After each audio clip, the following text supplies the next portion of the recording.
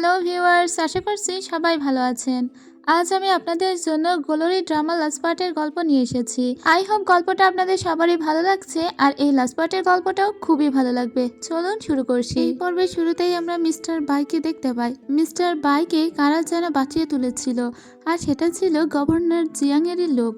So mister by এখন governor জিয়াংয়ের বাড়িতেই ছিল এবং গভর্নর জিয়াং বলছিল, রং পরিবারের চতুর্থ লেডি তোমাকে মেরে পানিতে ফেলে দিয়েছিল, তুমি চাও না ওদের পরিবারের স্বাস্থ্য নিশ্চিত করতে? বাই তখন বলে অবশ্যই। এদিকে আমরা লিকে দেখতে পাই। লি ওর মায়ের সাথে মানে ইয়ানশির সঙ্গে চা বাগানে এসেছিল, কিন্তু বারবার ও নিজের বাবার কাছে যেতে চেয়েছিল। এরপরে লিয়ের বাবাকে দেখতে পাই। লিয়ের বাবা কিছু খাবার বানিয়ে লিয়ের সঙ্গে দেখা করতে আসে, কিন্তু ইয়ানশি ওকে বলে দেয়, তুমি তোমার মেয়ের সঙ্গে আর কখনো দেখা করতে আসবে না, কারণ তুমি একজন বাবা হয়েও তোমার মেয়েকে নিজের কাছে রাখতে পারোনি, এমনকি নিজের মেয়েকে নিজে মানুষ পর্যন্ত করতে পারোনি। যে বাবা নিজের মেয়ের দায়িত্ব পালন করতে পারে না, সেই বাবার আর এত মেয়েকে দেখতে আসার কোনো দরকার নেই। মেয়ে এখন থেকে আমার কাছে ভালো থাকবে, তুমি তোমার খাবার নিয়ে এখান থেকে চলে যাও। ওকে খুবই অপমান করে। লিয়ের বাবার খারাপ লাগে। তখন বাই ওখানে এসে দাঁড়ায় আর বলে, তুমি কি চাও না তোমার এই অপমানের প্রতিশোধ নিতে, যে তোমাকে এত করুণভাবে অপমান করলো? ও তখন ওই মিস্টার বায়ের সঙ্গে চলে যায়। এদিকে আমরা চতুর্থ লেডিকে দেখতে পাই। চতুর্থ লেডি চা বাগানে এসেছিল লেডির রংকে নিজের বাড়িতে দাওয়াত করতে, মানে বাড়িতে ফিরে যাওয়ার জন্য, কারণ এখন কুইনের জন্য চা পাতা পাঠাতে হবে। তবে ঠিক কোন কোন পাতাগুলো তুলে পাঠাতে হবে সেটা বুঝতে পারছিল না ইয়নশু, আর সেজন্য লেডির রংকে ডেকে পাঠানো হয়েছে। লেডির রং বলে, আমি এখন এ বাড়ির কেউ নই, তাহলে কেন আমি তোমাকে শিখিয়ে দেবো সেটা? ইয়নশু বলে, তুমি এ বাড়ির কেউ না হলেও তুমি তো লেডির রং, তাই না? তো তোমাকে তো শিখিয়ে দিতেই হবে। লেডির রং বলে, আমি শেখাবো না, তাই তুমি কি করো সেটা আমি দেখতে চাই। সে তখন বলে, ঠিক আছে, দেখা যাবে। এদিকে লিকে দেখতে পাই। লি চা বাগানে তখন ওয়ানের সঙ্গে খেলছিল। তখন লি এর বাবা লিয়ের সঙ্গে দেখা করতে এখানে আসে আর বলে যে, তুমি কি আমার সঙ্গে বাড়িতে যেতে চাও? তো লিয়ের বাবা যেহেতু লিকে কোলে করে তুলে নিয়েছিল, ওদিকে ওরা তিন বোন খেলছিল, এদের দিকে কোনো নজর ছিল না বিধায় লিয়ের বাবা লিকে বলে, তুমি কি আমার সাথে থাকতে চাও? তাহলে একটা জায়গায় তোমাকে নিয়ে যাব। এটা বলে সোজা গভর্নর জিয়াংয়ের বাড়িতে নিয়ে আসে। আসলে মিস্টার বাই সেদিন ওকে বলেছিল যে, আমার সঙ্গে তুমি একটা জায়গায় গেলে অফুরন্ত টাকা পয়সা এবং খাবার দাবার পাবে, আর সেখানেই নিজের মেয়েকে লালন পালন করতে পারবে। এটা বলেই মূলত নিজের মেয়েকে নিয়ে গিয়েছিল। এদিকে ইয়ানশি লিকে এই চা বাগানে নিয়ে এসেছিল। ইয়ানশি কিছুক্ষণ পরে খোঁজ নিয়ে দেখতে পাই এখানে লি কোথাও নেই। ইয়ানশি বুঝতে পারে লিকে তার বাবা এখান থেকে নিয়ে চলে গিয়েছে। এদিকে লেডি উনছুকে দেখতে পাই। হুট করে তার কাছে খবর আসে যে টি কিংটা ছিল সেটা আজকে রাত্রেই নাকি পুড়ে গিয়েছে। এবার ও তো হন্তদন্ত হয়ে এদিকে ছুটে আসে। এই চা গাছের পাতায় দেওয়ার কথা ছিল রানীর জন্মদিনের উদ্দেশ্যে, কিন্তু এখন এই টি কিং ট্রিটাই যদি না থাকে তাহলে এই পাতা কিভাবে দেওয়া যাবে? এবার লেডির রং এসে তো প্রচণ্ড রেগে যায় আর উনছুকে বলে, তুমিই না এখন এই পরিবারের সমস্ত দায় দায়িত্ব নিজের কাছে তুলে নিয়েছো, তাহলে এই গাছটা যে এখন মরে গিয়েছে এই দায়টা নেবে কে? নিশ্চয়ই তুমি এটা করেছো। তখন উনছু বলে, এখানে তো সবসময় গার্ডেরা পাহারা দিত, আজকে রাত্রে সেই গার্ডদের সরে যেতে বলেছিল লেডি ইয়ানশি, মানে সেকেন্ড লেডি। কেন সে এইসব গার্ডদের সরে যেতে বলেছিল? তাহলে সেই নিশ্চয়ই এই গাছটা পুড়িয়েছে। লেডি রং বলে, এসব কোনো কথাই তো আমি শুনতে চাই না। আমি যখন এখানকার সমস্ত দায়িত্ব পালন করতাম তখন এখানে কোনো গার্ডই থাকতো না, তারপরেও টি কিং ট্রি সবসময় স্থির হয়ে এখানে দাঁড়িয়েছে, আর আজকে কয়েক সেকেন্ডের জন্য গার্ড সরে গিয়েছে বলে কাজটা মরে গেল। এটা বলে ওকে একটা থাপ্পড় দিয়ে বলে, এই পরিবারের কোনো দায়িত্ব গ্রহণ করার যোগ্যতা তোমার নেই, এখন তুমি রানীকে কিভাবে সামলাবে সেটা গিয়ে ভাবো। তখন আমরা দেখতে পাই লেডি ইয়ানশির কাছে একটা চিঠি এসেছিল। সেই চিঠিতেই লেখা হয়েছিল যে আজকে টি কিং ট্রির কাছ থেকে যদি গার্ডদের তুমি না সরিয়ে দাও তাহলে লি মারা যাবে। তো সেই ভয়েই মূলত ও গার্ডদের ওখান থেকে সরিয়ে দিয়েছিল। যেহেতু সমস্ত কর্ম করতে ফেল করেছে তাই ওকে জবাবদিহিও করতে হয়। রাজদরবার থেকে যে ডিউক এখানে এসেছে সেই লোক জানায়, এখন যেহেতু চা গাছটা মরে গিয়েছে তাহলে এবার আপনারা চিন্তা করুন রানীর শাস্তি থেকে আপনারা কিভাবে বাঁচবেন। ও তখন একটা সিল নিয়ে আসে, যেটা ছিল একটা রাজকীয় সিল। লেডি রং বলে, এই সিলটা রাজপরিবারই আমাদেরকে দিয়েছিলেন, আমরা যদি কখনো কোনো বিপদে পড়ি বা জীবন নাশের হুমকি থাকে তাহলে এই সিল যদি আমরা দেখাই তাহলে আমরা পার পেয়ে যাব। এই সিলটাই দেওয়া হয়েছে আমাদের কর্তৃত্বের জন্য। আমরা এত ভালো করে অবদান রেখে চলেছি এই দেশে যে আমাদের পরিবারকে স্পেশাল একটা গুরুত্ব দেওয়া সবসময় দেখা হয়েছিল, আর সেজন্য এই সিলটা আমাদের কাছে আজও পর্যন্ত আছে। আর তাই আপনি যদি মনে করেন যে রানী আমাদেরকে শাস্তি দিবে, তাহলেও রানীও শাস্তি দিতে পারবে না, কারণ আমাদের কাছে রাজকীয় সিল আছে আর আপনি তো শুধুমাত্র একজন ডিউক। তাছাড়া আমি আপনাকে বলে দিচ্ছি, রানীর জন্মদিনের জন্য গিফট আমি পাঠিয়ে দেব, যেটা চা পাতা না হলেও অন্য কিছু হবে যেটাতে রানী খুশি হবে। তাই আমার উপরেই পুরোটা ছেড়ে দিন, আমাকে 3 দিন সময় দিন। যাই হোক, এরপরে আমরা মিস্টার বাইকে দেখতে পাই। মিস্টার বাই রং পরিবারে ফিরে এসেছিল। মিস্টার বাই মূলত এখন গভর্নর জিয়াং এর হয়েই কাজ করেছে। লেডি ইয়নসোর সামনাসামনি যখন হয়, লেডি ইয়নসোর একটু লজ্জা লাগে। ও লেডি ইয়নসোকে বলে, তুমি সত্যি আমাকে এত বড় ধোকা দিয়েছো যে আমি চাই তোমার সমস্ত সর্বনাশ হোক। তাই ওই টিকিং ট্রিটা আমি পুড়িয়েছি। তখন লেডি উইনসো বলে, তুমি কিন্তু আমার সঙ্গে পাঙ্গা নিচ্ছ, লেডি রঙের সঙ্গে পাঙ্গা নিতে যেও না, কারণ লেডি রং কতটা ধুরন্ধর তা তুমি নিজেও জানো না, আর তুমি কখনোই তার সাথে পেরে উঠবে না। মিস্টার বাই তখন বলে, তুমি তোমারটা চিন্তা করো, তোমার ফ্যামিলির চিন্তা আমি করব। এদিকে লেডি রংকে দেখতে পাই। লেডি রং কিছু বই খাতা নিয়ে আসতে বলেছিল ফুসেংকে, কারণ সে এখন রানীকে বই দেওয়ার চিন্তা ভাবনা করছে। ফুসেং তখন বলে, তুমি জানতে তাই না যে ওই চা গাছটা পুড়ে যাবে, সেজন্য তুমি আগেভাগেই আমাকে বলেছিলে কিছু বই নিয়ে এসে দিতে। ও তখন বলে, না আমি তো এমনি বই নিয়ে আসতে বলেছিলাম আমার নিজের কালেকশনে রাখার জন্য, কিন্তু এখন দেখছি তোমাকে সেটা বলে ভালোই হয়েছে। আমি চিন্তা করছি কুইনকে কিছু বই গিফট করব। তবে আমি একটা মহাভারত টাইপের কোনো বই দিতে চাই। এটা আমি উপমা হিসেবে বললাম। আসলে মহাভারত যেমন একটা অনেক বড় গ্রন্থ এবং ঐতিহাসিক, ওরকম একটা বড় এবং ঐতিহাসিক গ্রন্থ কুইনকে দেওয়ার চিন্তা ভাবনা করছে লেডি রং। তবে সে যে বইটার কথা বলছে সেই বইটার এক কপি এই পৃথিবীতে আছে, আর সেই কপিটাই এই মহিলার কাছে আছে। বইটার নাম যখন চারিদিকে ছড়িয়ে গিয়েছে যে লেডি রং ওই বইটার খোঁজ করছে, তখন এই মহিলা সোজা বইটা নিয়ে গভর্নর জিয়াং এর দরবারে আসে, কারণ এই বইটা কেন্দ্র করে এই রাজ্যে একটা খুন হয়ে গিয়েছে। সম্ভবত ওই লোকের কাছে বইটা আছে এরকম ধারণা করা হয়েছিল, সেজন্য ওই লোককে খুন করা হয়েছে। এই বৃদ্ধা মহিলা ভাবে, আমার কাছে যেহেতু বইটা আছে এবং এটা নিয়ে যদি টানাটানি শুরু হয়ে যায় তাহলে আমিও হয়তো খুন হয়ে যেতে পারি। সেজন্য গভর্নর জিয়াং এবং যেখানে ইম্পেরিয়াল ডিউক এসেছে তাদের সামনে ওই মহিলা বইটা ফেরত দিতে আসে, যাতে তার সঙ্গে কোনো রকমের ঝামেলা না ঘটে, কারণ এই বইটাই এখন মূল্যবান, সবাই এই বইটাকেই চাচ্ছে। তাই সে আগের ভাগের এসে ডিউকের কাছে বইটা জমা দিয়ে চলে যায়। এদিকে রাজ্যে যে খুনটা হয়েছে ওই খুনের জন্য দায়ী করা হয়েছে আবার লেডি রংকে, কারণ লেডি রংই ওই বইটা সেদিন ওই লোকের কাছ থেকে নিতে গিয়েছিল, আর ওই দিনই মূলত ওই লোকটিকে খুন করা হয়েছিল। তাই লেডি রংকে এখন গ্রেপ্তার করা হয়। হুসেন তখন বলে, আমি জানি যে তুমি এই খুনটা করনি এবং তুমি এই খুনটা করতেই পারো না, তুমি তো কেবল বই খুঁজতে গিয়েছিলে। তাহলে তুমি এত বুদ্ধিমতী একটা মেয়ে হওয়া সত্ত্বেও তোমার সামনে একটা লোককে খুন করা হয়ে গেল আর তুমি ধরা পড়ে গেলে কিভাবে আমি বুঝতে পারছি না। তুমি বলো তো, তুমি কি কোনো খেলা খেলার চেষ্টা করছো?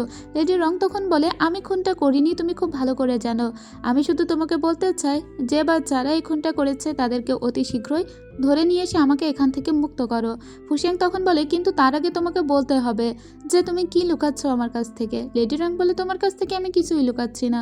ফুসেং এর রাগ হয়ে যায়, ও বলে আচ্ছা ঠিক আছে। এদিকে আমরা গভর্নর জিয়াংকে দেখতে পাই। সে মিস্টার বাইকে ডেকে পাঠিয়ে বলে, বৃদ্ধা আজকে যে বইটা নিয়ে এসেছিল সেটা একটা নকল বই, কারণ মহাভারতের ওই কপি মানে আসল যে কপিটা সেটা তো আমার কাছেই আছে। মিস্টার বাই তখন বলে, এটা পৃথিবীতে একটা মাত্র কপি, এটা আপনার কাছে কিভাবে এলো? তখন গভর্নর জিয়াং বলে, আরে এটা তো ওই ফ্যামিলিতে ছিল। ওই ফ্যামিলি মানে ওই কেজিনের ফ্যামিলি। ওই কেজিন বইপত্র সংগ্রহ করতে খুবই পছন্দ করত, আর এই মূল্যবান বই তার লাইব্রেরিতেই ছিল। ওই কেজিনের পরিবার ছিল খুবই নামি দামি একটা পরিবার, আর তাদের পরিবারে অনেক বড় একটা লাইব্রেরি ছিল। সেই লাইব্রেরির বই এই গভর্নর জিয়াং নিজে এনে রেখে দিয়েছে। গভর্নর জিয়াং এখন বাইকে বলে, এই বইটা আমি তোমার হাতে দিয়ে দিচ্ছি, কারণ এই বইটার এখন একটাই কপি আছে। তুমি যেহেতু একজন স্কলার, এই বইটা তুমি ডিউকের সামনে গিয়ে প্রেজেন্ট করবে আর বলবে বৃদ্ধা যে বইটা দিয়ে গিয়েছি সেটা নকল আর এটাই আসল। মিস্টার বাই বলে, আচ্ছা ঠিক আছে, আমি বইটাকে আমার মতো করেই কাজে লাগাবো এবং লেডি রংকে ফাঁসানোর চেষ্টা করব। আর এই কথাগুলো আড়াল থেকে শুনে ফেলে লিয়ার বাবা বুঝতে পারে এই পরিবারে থাকাটা বিপজ্জনক, আর সেজন্য সে লিকে নিয়ে রাত্রেবেলা পালানোর চেষ্টা করে, কারণ লি এখানে থাকলে মারাও পড়তে পারে। সে রাস্তায় গিয়ে লিকে বলে, তোমার মনে আছে লেডি ইয়নসু যে তোমাকে মায়ের মতো মানুষ করেছে, এই পথ দিয়ে দৌড়ে তুমি তার কাছে যাবে আর একবারও পিছনে ফিরে তাকাবে না বলে ওকে সামনের দিকে যেতে বলে।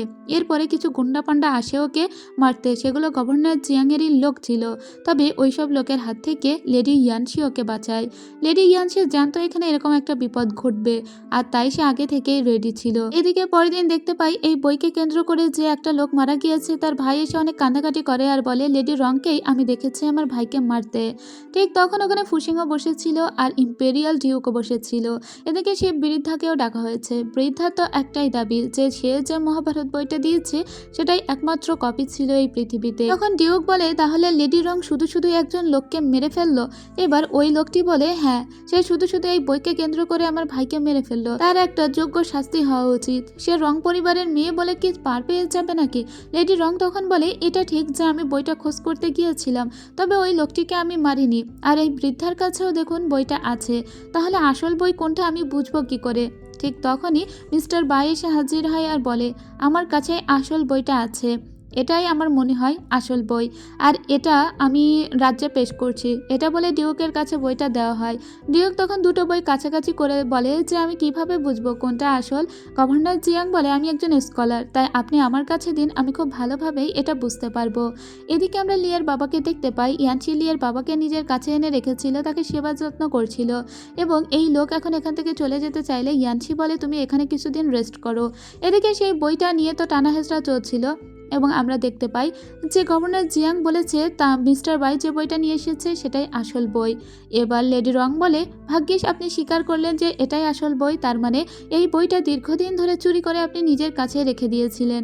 মিস্টার বাই তখন লেডি রঙের দিকে তাকিয়ে হাসে আর বলে, হ্যাঁ, গভর্নর জেনারেলি আমাকে ওই বইটা দিয়েছে, এবং ওই বইটা আমি এখানে নিয়ে এসেছি এ কারণ আমি রঙের সঙ্গে দীর্ঘদিন ধরেই কাজ করছিলাম গভর্নর জিয়াং এর কাছ থেকে বইটা উদ্ধার করতে। আর তাছাড়া যে লোকটি এখানে মারা পড়ে আছে সেই লোকটি আদতে মারা যায়নি, মূলত কুইনের জন্য ওই বইটা খুঁজে বের করতেই লেডি রং এত বড় একটা পদক্ষেপ হাতে নিয়েছিল। যেভাবেই হোক বইটা জনসম্মুখে আনতে হবে, কারণ গভর্নর জিয়াং এর কাছে গিয়ে যদি ও বইটা চায়, গভর্নর জিয়াং তো ওটা বের করবে না বা দিবেও না। আর এখন কুইনকে মানানোর জন্য ওকে তো এই বইটাই লাগবে, কারণ কুইনের জন্মদিন বলে কথা। তাহলে লেডি রং এখন কি করবে? ওর হাতে অন্য কোনো উপায় তো ছিলই না বইটা উদ্ধার করার। বইটা তো গভর্নর জিয়াং ওই কেজিনের ফ্যামিলি থেকে সেই কবেই চুরি করে রেখে দিয়েছে। সেই বইটা জনসম্মুখে আনতে সে এত বড় একটা নাটক সাজিয়েছে। প্রথমত সাজিয়েছে ওই লোকটিকে মারার প্ল্যান, যদিও লোকটি মারা যাবে না, কিন্তু সে অজ্ঞান হয়ে পড়ে থাকবে। তারপরে সাজিয়েছে যে লোকটির ভাই এসে বলবে সে লেডি রংকে মারতে দেখেছে, লেডি রংকে গ্রেপ্তার করা হবে। তারপরে এই বৃদ্ধাকেও সাজানো হয়েছে, সে নকল বই নিয়ে আসবে, আর এই নকল বই দেখেই মূলত গভর্নর জিয়াং ট্রিগার হয়ে তার আসল বইটা দিবে, কারণ তার হাতে বাই এখন কাজ করছে। সো বাইয়ের কাছে দিয়ে সে মূলত লেডি রংকে ফাঁসানোর চেষ্টা করছে, কিন্তু হাততেও সেসব কোনো কিছুই হলো না, বরং গভর্নর জিয়াং এর পর্দা ফাঁস হয়ে গেল সে ওই কেজিনের ফ্যামিলি থেকে বই চুরি করেছে। আর ওই বইটাই মূলত এখন লেডি রং কুইনের জন্য উৎসর্গ করতে চায়। তো গভর্নর জিয়াং এর পর্দা ফাঁস, আর এখন তো সবাই অবাক, ফুসেং তো একেবারেই অবাক। লেডি রঙের এত বুদ্ধি! মিস্টার বাই আসলে এতদিন লেডি রঙের হয়েই কাজ করছিল, কিন্তু সে গভর্নরের আশেপাশে ছিল যাতে গভর্নরের আরও সিক্রেট বের করতে পারে আর গভর্নরকে শেষ পর্যন্ত ধরিয়ে দিতে পারে, কারণ গভর্নর একজন খারাপ লোক। তার মানে মিস্টার বাই এতদিন লেডি রঙের পাশাপাশি কাজ করছে, আর লেডি রং যা যা ইনস্ট্রাকশন দিয়েছে সেই অনুযায়ী কাজ করছে। যাই হোক, এখন যখন কেসটা ডিসমিস হয়ে যায়, গভর্নর জিয়াংকে ধরা হয়, তখন লেডি রং আলাদা করে ডিউকের সঙ্গে কথা বলে আর বলে, এই বইটা আমি আপনার কাছে দিচ্ছি, এটাই কুইনের জন্য তার জন্মদিনের উপহার। এই লোক তখন বলে, আসলে রং পরিবারের মেয়েকে সামনে থেকে না দেখলে বুঝতামই না সে কত ক্লেভার। এর পরের দৃশ্যে আমরা দেখতে পাই লেডি রঙের কাছে জিজ্ঞেস করে ফুসেং যে বাইকে তুমি কিভাবে নিজের কাছে রাখলে, মানে বাই কিভাবে তোমার কথা শুনলো? এতদিন তুমি তাহলে এটাই আমার থেকে লুকাচ্ছিলে। তখন আমরা একটা ফ্ল্যাশব্যাক দেখতে পাই, যেদিন ইয়নশু একটু অসুস্থ হয়েছিল, ইয়নশুর সঙ্গে কথা বলতে গিয়েছিল লেডি রং, তখন বাইরে থেকে ইয়নশু আর লেডি রঙের সমস্ত কথা শুনেছিল বাই। তখন লেডি রং বাইরে এসে বাইকে বলে, তুমি নিশ্চয়ই বুঝতে পারছো ইয়নশু কোন পথে হাঁটছে। ইয়নশু অনেকটা অন্ধকার জগতে চলে যাচ্ছে, তাই তুমি ওকে বলবে ক্যাপিটালে যাওয়ার কথা। ও যদি ক্যাপিটালে তোমার সাথে যেতে রাজি হয়, তাহলে তো তোমার লাগ ভালো যে ও তোমাকে ভালোবাসে। আর ইয়নশু যদি সব ছেড়ে এই পরিবার ছেড়ে যেতে না চায়, তাহলে তুমি বুঝবে যে সে যে অন্ধকার পথে আছে সেই অন্ধকার পথেই থাকবে, আর তখন কিন্তু তোমাকে আমার হয়ে কাজ করতে হবে। তখন মিস্টার বাই বলেছিল, আচ্ছা ঠিক আছে। তো সেদিন ওই যে চা গাছে আগুনটা লেগেছিল সেটা আর কেউ লাগায়নি, সেটা লেডি রং নিজে লাগিয়েছিল, শুধুমাত্র ইয়নশুকে এখান থেকে সরানোর জন্য, কারণ ইয়নশু অন্ধকার পথেই চলে গিয়েছে অলরেডি, আর এই পরিবারকেও ওর সাথে সাথে অন্ধকারেই ও টেনে নিবে। ইয়নশুকে আটকানোর জন্যই মূলত লেডি রং এই কাজটা করেছিল। হুসেং বলে, তাই বলে যে গাছটিকে দিনের পর দিন পূজা করে এসেছো সেই গাছটি মারতে তোমার কি বুক কেঁপে উঠলো না? তুমি আসলেই হার্টলেস। এটা বলে ওখান থেকে উঠে চলে আসছিল। তখন ওকে নিজের কাছে টেনে রং একটা কিস করে করে আর বলে আমি যা করেছি সেটা তো ভালোর জন্য করেছি। এদিকে অঞ্জু এখন খুবই রেগে আছে, কারণ বাই লেডি রঙের হয়ে কাজ করেছে। তো এখন অঞ্জুর সঙ্গে দেখা করতে আসে বাই আর বলে, তুমি যেদিন সমুদ্র আমাকে ফেলে দিয়েছিলে আমাকে আঘাত করে, সেদিনই আমার বারবার মনে হচ্ছিল তোমাকে আমি মেরে ফেলবো, কিন্তু না, আমি তোমার মতো হার্টলেস হতে পারলাম না, কারণ আমি এখনও তোমাকে ভালোবাসি। এটা বলে চলে যায়। এরপরে অঞ্জুকে দেখতে পায় অঞ্জু তার দাদিকে ওষুধ খাওয়াতে এসেছিল এবং সে খুব জোর করে খাওয়াচ্ছিল আর বলছিল, তোমার কারণেই আমার মা দিনের পর দিন নিগৃহীত হয়েছে, এই পরিবারের হাল ধরতে গিয়েও আমি ধরতে পারলাম না, এই সমস্ত কিছুর জন্য তুমিই দায়ী। তখনই মিস্টার ইয়ান এসে ওকে আটকে দেয় আর বলে, ইয়ঞ্চু তুমি এটা কি করছো, দাদিমা অসুস্থ, তারপরে তুমি এভাবেও তাকে ওষুধ খাওয়াচ্ছ। ইয়ঞ্চু বলে, আমি যেটা করেছি আমি ভালো করেছি। ঠিক তখনই এখানে লেডি রং চলে আসে আর মিস্টার ইয়ানকে বলে, আপনি আমাদের পরিবারের ভিতরে কথা বলবেন না। আর অঞ্জুকে বলে, দেখো অঞ্জু, তোমার হয়তো রাগ হচ্ছে ঠিকই, কিন্তু তোমাকে বুঝতে হবে যে তুমি এই পরিবারটা সামলানোর মতো যোগ্য নও। অঞ্জু তখন বলে, ঠিক আছে, তাহলে আমার সাথে সাথে এই পরিবারের সবাইকে আমি আজকে শেষ করে দিব। এটা বলে লেডি রংকে যখন মারতে যাচ্ছিল তখন ওর সামনে এসে দাঁড়ায় মিস্টার ইয়ান, আর ওই ছুরিকাঘাতটা মিস্টার ইয়ানই পায়। এদিকে ফুসেং নিজের কাজে মনোযোগ দিয়েছিল এবং এইসব কোনো কিছু বেশি একটা জানতো না, কারণ এখন সে রং পরিবার থেকে একটু দূরে আছে। আর এদিকে আমরা লেডি রঙের মুখে হাত বুলিয়ে দিতে দেখি ওর দাদিকে। ওর দাদি বলে, আমি সবসময় তোমাকে ভুল বুঝে এসেছি, তুমি আমাকে মাফ করে দিও, কিন্তু ইয়ান তোমাকে আজকে নিজের জীবন দিয়ে বাঁচানোর চেষ্টা করেছে, আর তাই আমি চাই ইয়ানের সঙ্গেই তোমার বিয়েটা নিশ্চিত করতে। এদিকে গভর্নর জিয়াংকে তখনও আটকে রাখা হয়েছিল। ও ফুসেংকে বলে, দেখো তুমি কিন্তু কাজটা ভালো করছো না, একবার আমি এখান থেকে বের হতে পারলে তুমি শেষ। ফুসেং বলে, এর জন্য তুমি বের হতেই পারবে না। এদিকে আমরা দেখতে পাই ফুসেংয়ের যে একজন মাস্টার ছিল সেই মাস্টার মারা গিয়েছে, যার কাছ থেকেই মূলত ফুসেং এই সমস্ত ইনভেস্টিগেশন বা অনেক কিছুই শিখেছে। ওই মাস্টার ওর বাবার মতো ছিল। মাস্টার মারা যাওয়ার পরে তার মেয়ে এখানে ফুসেংয়ের খোঁজে এসেছে, তবে সাথে একটা বেগারকে নিয়ে এসেছে, মানে একজন ভিক্ষুককে, যার অবস্থা ভীষণই খারাপ। মেয়েটার তাকে দেখে খুব মায়া হচ্ছিল বলেই ফুসেংয়ের কাছে নিয়ে এসেছে। ফুসেং বলে, তার এই অবস্থা কে করেছে? এদিকে আমরা অঞ্জুকে দেখতে পাই, ওকে ঘরে আটকে রাখা হয়েছিল আর বায়ও ওকে দূর থেকে দেখছিল। তখন বায়ের কাছে এসে দাঁড়ায় লেডি রঙার, বলে, দুজনের ভিতরে এখনো মান অভিমান চলছে, তাই না? তখন অঞ্জুর দিকে তাকিয়ে মিস্টার বাই বলে, যাকে আমি এতটা মন দিয়ে ভালোবাসলাম সে আমার সঙ্গে এরকম বিশ্বাসঘাতকতা কিভাবে করতে পারলো? লেডি রং তখন ওর দিকে একবার তাকায় আর ওকে একটা সত্যি কথা বলে, যে কথাটা আপনারা আরও একটু পরে জানতে পারবেন। এদিকে আমরা লেডি রংকে দেখতে পাই, সে একটা বুদ্ধ মন্দিরের সামনে দিয়ে যাচ্ছিল, সাথে তার দুই দাসী ছিল। সে দূর থেকে দেখতে পাই একটি মেয়ের সঙ্গে হেঁটে যাচ্ছে ফুসেং। এটা দেখে ও বলে, এই মেয়েটি আবার কে, এ কোথা থেকে আমদানি হলো? তখন ওর একজন দাসী বলে, শুনেছি এই মেয়েটি নাকি ফুসেংয়ের মাস্টারেরই মেয়ে এবং এই মেয়েটি দেখতে অনেক বেশি সুন্দর। এই মহল্লা সবাই বলা বলি করছে ওই মেয়েটির সঙ্গে নাকি ফুসেংয়ের বিয়ে হবার কথা, এবং সবাই বলছে ওই মেয়েটিকে যদি ফুসেং বিয়ে করে তাহলে ফুসেং নাকি জীবনে অনেক বেশি সুখী হবে। লেডি রং তখন ওদের দুজনের দিকে তাকিয়ে থাকে আর কি একটা মনে করে ও সোজা বাড়িতে ফিরে আসে আর বলে দেয় যে মিস্টার ইয়ানকে আমি বিয়ে করতে রাজি আছি। এদিকে ফুসেং কিন্তু এসবের কিছুই জানতো না। ফুসেং শুধু ভাবছে যে মেয়েটা এখানে এসেছে তাকেও নিজের ছোট বোনের মতো করে দেখছে। এরপরে ওই মেয়েটা একদিন ফুসেংয়ের সঙ্গে কথা বলতে আসে আর বলে, এই মহল্লার সবাই বলছে আপনার আর আমার বিয়ের কথা, আপনি এই ব্যাপারে কি ভাবছেন? ফুসেং তখন বলে, আমি তোমাকে নিজের ছোট বোনের মতো করেই দেখি, আর তাই এইসব বিয়ে শাদীর কথা তুমিও কানে নেবে না আর আমিও এইসব ব্যাপারটা কানে নিচ্ছি না।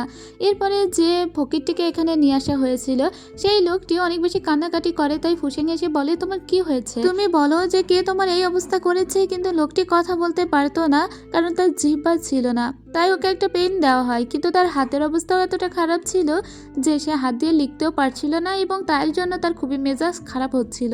তখন ফুসেং বলে, ঠিক আছে, তুমি আস্তে আস্তে নামটা লেখার চেষ্টা করো। ও গাল দিয়ে লেখার চেষ্টা করে, তাও লিখতে পারে না।